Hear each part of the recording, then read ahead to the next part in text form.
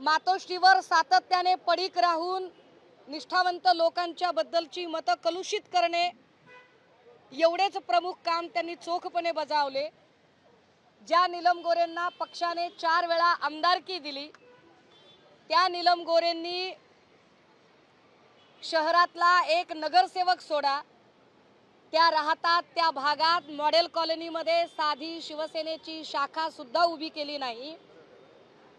त्या नीलम गोरे ज्यांनी पक्षाच्या संघटनेसाठी म्हणून कुठलंही काम केलं नाही, उलट पक्ष संघटनेमध्ये लोकांचे प्रवेश कसे थांबवता येतील, लोकांना कसं बाजूला ठेवता येईल, शिवसैनिकांशी कायम हिडीस व्यवहार करणे।